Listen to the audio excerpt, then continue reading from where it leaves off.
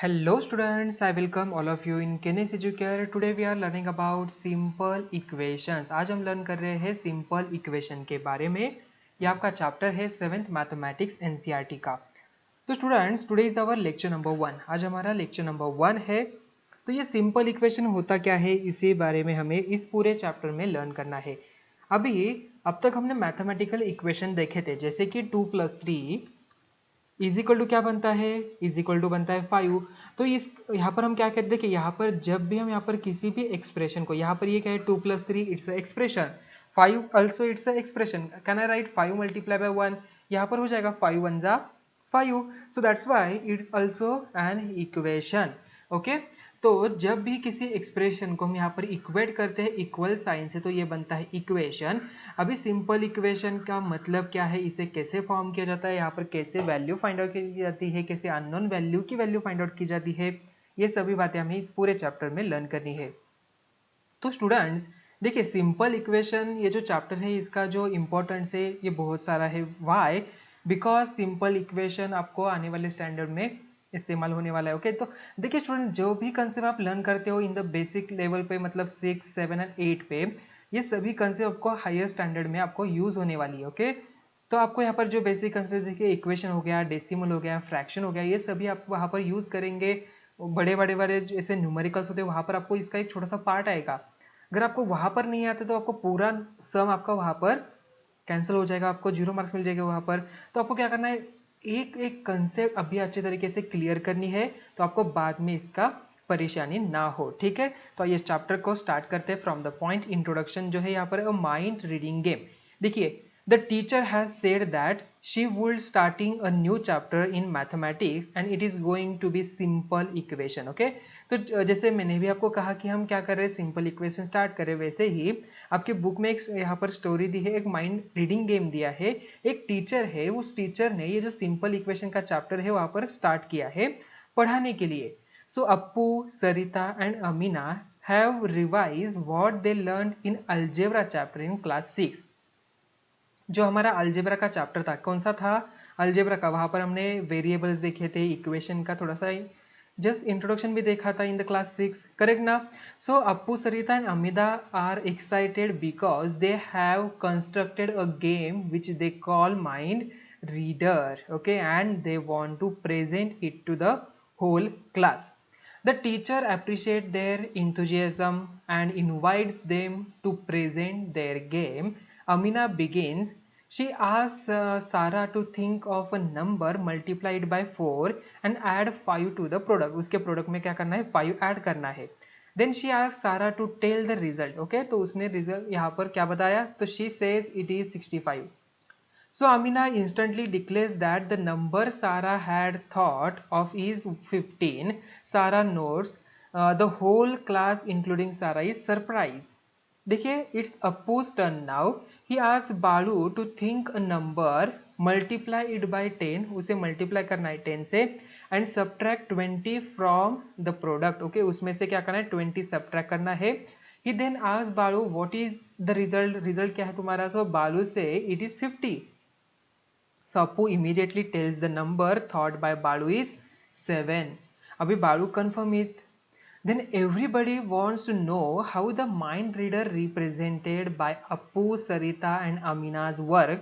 Can you see how it works? क्या ये कैसे वर्क हुआ? देखिए, जो रिजल्ट उसने बता दिया था, तो on the basis of that उन्होंने उनको जो नंबर था, जो उन्होंने जो माइंड में रिकॉल किया था, माइंड में यहाँ पर उन्होंने देखा था, देन वहां पर उनको कैसे पता चला. ओके, जो थिंक किया था उन्होंने एक नंबर, वो कैसे पता चला, तो ये क्या है, माइंड रीडर गेम है. तो ये ऑलरेडी हमने क्लास 6 में भी देखा था इस टाइप के. So everybody wants to know how to mind reader presented by Appu, Sarita and Amina works. So can you see how did work, कैसे आपको ये वर्क किया आपने देखा अभी.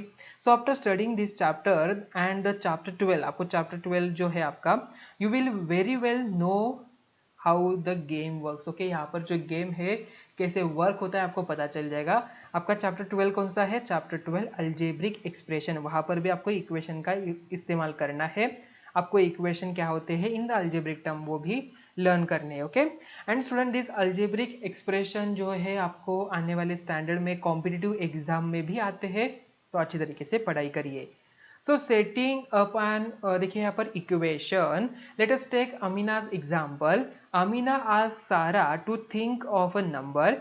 Amina does not know the number. Amina को नंबर नहीं पता था. Okay, so for it could be anything 1 2 3 11 100 and some so. Okay, so let us denote the this unknown number by letter X, say. So you may use Y or T or some other letter in the place of X. So it does not matter which letter we use to denote the unknown number. Sarah has thought of when Sarah multiplies the number by 4, she gets 4x. Okay, मतलब उसने क्या किया था, number assume किया था x, अभी उसे multiply किया 4 से, सो आई विल गेट 4x. मुझे क्या मिला, 4x यहाँ पर मिल गया. Then after that she then adds 5 to the product. ये जो प्रोडक्ट है इसमें उसने क्या किया, 5 ऐड किया. Then which gets 4x plus 5. The value of 4x plus 5 depends on the value of x. Thus, if x is equal to 1, तो 4x plus 5 is equal to 4 multiply 1 plus 5 is equal to 9 आता है. This means that if Sarah had 1 in her mind, her result would be have 9. Similarly, if she thought 5, then x is equal to 5 आ जाएगा, तो उसका answer 25 आ जाएगा, मतलब इस expression का. Thus, if Sarah had chosen 5, then the result would have been 25. So to find the number thought by Sarah, let us work backward from her answer 65. Okay, तो यहाँ पर 4x plus 5 is equal to equation हमारा बनता है 65, ये वाला. So solution to the equation will give us the number which Sarah held in her mind. Okay, तो हमें यहाँ पर इसका solution find out करना है. So let us similarly look at Appu's example. जो अप्पू का example है उसे भी हम देख लेते हैं. Let us call the number Balu choose as y. So Appu asked Balu to multiply the number by 10 and subtract 20 from the product. That is, from y, Balu first gets 10y and from there 10y minus 20, the result is known to be 50. Therefore 10y minus 20 is equal to 50. हमारा answer हो गया. ठीक है. So the solution of this equation will give us the number Balu had thought of. देखिए, review of what we know, आइए उसे recall कर लेते हैं जो हमें पता है already. So now 4.1 and 4.2 are equations. ये दोनों भी क्या है, इसे हम इक्वेशन कहेंगे. Why this are the equation, because we equate those to expression. Correct. तो हमने टू एक्सप्रेशन को यहाँ पर क्या किया है, इक्वेट किया है विद द इक्वल साइन से. So let us recall what we learn about equations in class 6. An equation is a condition on a variable. In equation 4.1 the variable is x. In equation 4.2 the variable is y. The word variable means something that can vary, that is change. A variable takes on different numerical values. Its value is not fixed. Variables are denoted usually by letters of the alphabet such as x, y, z, l, m, n, p, etc.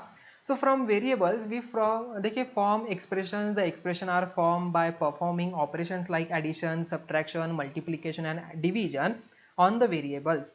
So from x we form the expression 4x plus 5. For this, first we multiply x by 4 and then added 5 to the product. Similarly, from y, we form the expression 10y minus 20. For this, we multiplied y by 10 and then subtracted 20 from the product.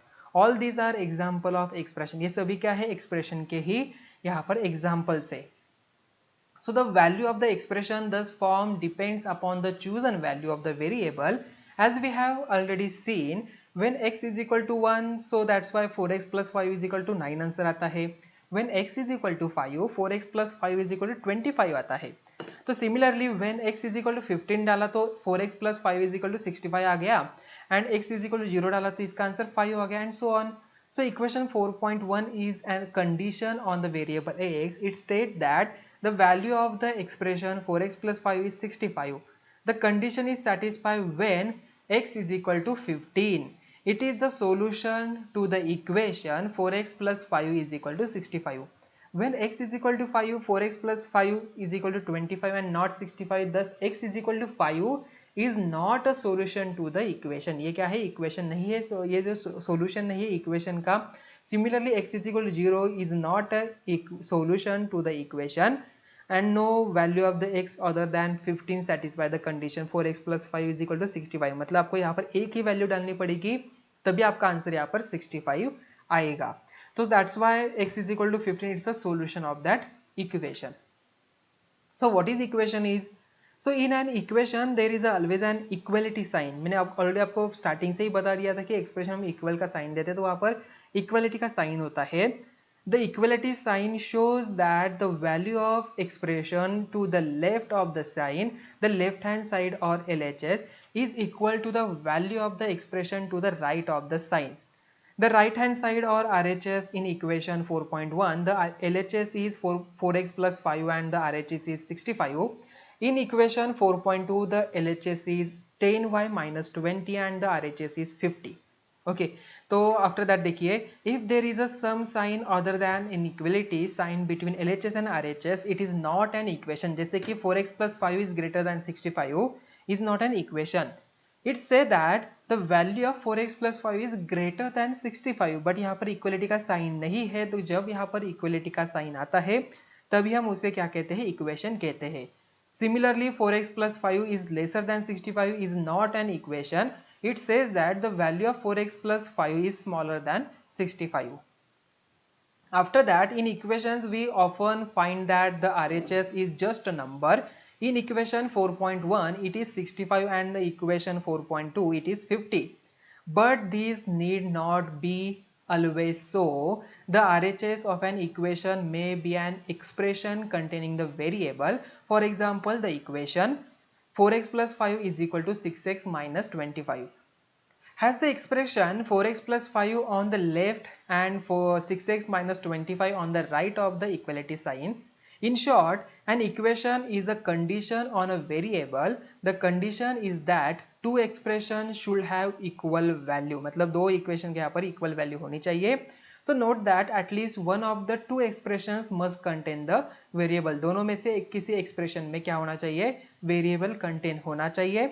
So उसे हम कहते हैं algebraic equation। Okay, so we also note that a simple and useful property of equation, the equation 4x plus 5 is equal to 65 is the same as 65 is equal to 4x plus 5। Similarly, जैसे कि यहाँ पर देखिए a is equal to b होगा, can I write b is equal to a? Yes, I can write। So that's why 65 is equal to 4x plus 5 यहाँ पर हम लिख सकते हैं। The equation 6x minus 25 is equal to 4x plus 5 is the same as 4x plus 5 is equal to 6x minus 25। An equation remains the same when the expressions on the left hand and right hand are interchanged। This property is often useful in solving equation। मतलब ये जो property है आपको equation जब solve करते हो, जब आपको यहाँ पर solution find out करते हो उस equation का, तो आप वहाँ पर आपको ये important use हो जाता है। ठीक है, तो आइए स्टूडेंट्स कुछ examples यहाँ पर देख लेते हैं आपके बुक में जो दिया है। Write the following statement in the form of equation। First यहाँ पर है the sum of 3 times x and 11 is 32 and second यहाँ पर है if you subtract 5 from 6 times a number you get 7। देखिए the sum of 3 times x। Okay, तो यहाँ पर sum कहा है 3 times of x, 3 times of x, then sum है and किसकी 11 की, ये यहाँ पर है 32, तो ये आपका बन जाता है equation. Then if you subtract 5 from 6 times a number, एक नंबर है उसके 6 टाइम में से आप 5 सब्ट्रैक्ट करते हो, आपको आंसर 7 मिलता है। मतलब if I assume that it's a 6y, तो इसमें से 5 सब्ट्रैक्ट करिए आपको 7 मिल जाएगा। आप कोई भी वेरिएबल यहाँ पर यूज कर सकते हो, कोई बात नहीं। जैसे कि यहाँ पर देखिए 3 टाइम्स x, यहाँ पर फर्स्ट का आंसर 3x हमने एज्यूम किया तो हमें ये इक्वेशन मिला था। एंड यहाँ पर लेट अस से द नंबर z, यहाँ पर हमने z एज्यूम किया, so multiply by 6 is 6z। So subtracting 5 from 6z, 1 gets 6z minus 5 and the result is 7। So that's why equation is 6z minus 5 is equal to 7। Okay, then देखिए students यहाँ पर next third क्या है, 1/4 of m is 3 more than 7। मतलब 1/4 of m is क्या हो जाएगा, m by 4। It is greater than 7 by 3। This means that difference m minus 4 is equal to 7 is 3। The equation is m minus 4 is m by 4 minus 7 is equal to 3 हो जाएगा। Then after that 1/3 of a number plus 5 is 8। So take the number to be n। 1/3 यहाँ पर n by 3 होगा। This 1/3 plus 5 यहाँ पर हो जाएगा तो n upon 3 plus 5 it is 8। The equation is n upon 3 plus 5 यहाँ पर बनता है is equal to 8। Okay, तो आई थिंक आपको ये एग्जांपल समझ में आ गया। तो नेक्स्ट एग्जांपल देखिए, convert the following equation in statement form. अब तक हमने उसका रिवर्स करना है, जैसे हमने स्टेटमेंट से इक्वेशन फॉर्म किया, अभी इक्वेशन से स्टेटमेंट फॉर्म करिए। So x minus 5 is equal to 9। देखिए फर्स्ट यहाँ पर taking away 5 from x gives 9। Okay, मतलब x में से हम 5 को माइनस करते हमें 9 मिलता है। Next 5p is equal to 20। 5 times a number p is 20। Add 7 to the 3 times n to get 1. You get 6, मतलब यहाँ पर देखिए m upon 5 minus 2 is equal to 6, मतलब you get 6 when you subtract 2 from the 1/5 of number m. So what is important to note is that for an equation not just one but many statement forms can be given. For example, जैसे कि for equation 1 above you can say subtract 5 from x you get 9, or the number x is 5 more than 9, or the number x is greater by 5 than 9, the difference between x and 5 is 9 and so on. आप यहाँ पर different statement भी लिख सकते हो। The next example, example number 3, consider the following situation. Raju's father's age is 5 more years more than the 3 times Raju's age. Raju's father age, देखिए यहाँ पर Raju's father 44 years old है. So set up an equation to find the Raju's age. तो we know that, देखिए यहाँ पर Raju's age यहाँ पर है, यहाँ पर जो Raju's का एज है हमें पता नहीं है, we do not know. So that's why let us take it to be y years. So 3 times Raju's age is 3y years. So Raju's father age यहाँ पर 5 years more than 3y. So that is 3y plus 5 हो जाएगा। And उसका answer कितना था, 44 उन्होंने दिया था। So that's why Raju's father is 3y plus 5 so years old. It is also given that Raju's father is 44 years old. So that's why यह हमारा इक्वेशन बन जाता है। एंड आप इसे सॉल्व करके y की वैल्यू फाइंड आउट कर सकते हो। आपको यहाँ पर राजू की एज भी पता चल जाएगी। Okay, then example number 4, a shopkeeper sells mangoes in 2 types of boxes, one small and one large. A large box contains as many as 8 small boxes plus 4 loose mangoes. Set up an equation which gives the number of mangoes in each small box. The number of mangoes in a large box is given to be 100. Okay, देखिए इसका solution, let a small box contain m mangoes. m mangoes यहाँ पर है।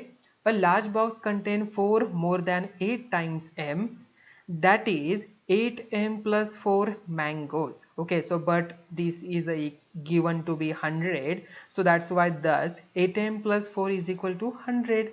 So you can get the number of mangoes in a small box by solving this equation. आपको यहाँ पर आसानी से मिल जाएगा। तो आपका इक्वेशन क्या बना है, 8m plus 4 is equal to 100. Okay, तो ये हमारा एक्सप्रेशन हमने इक्वेट किया विद द 100 से। ओके, तो आई थिंक ये क्वेश्चन आपको अच्छे तरीके से समझ में आ चुका होगा।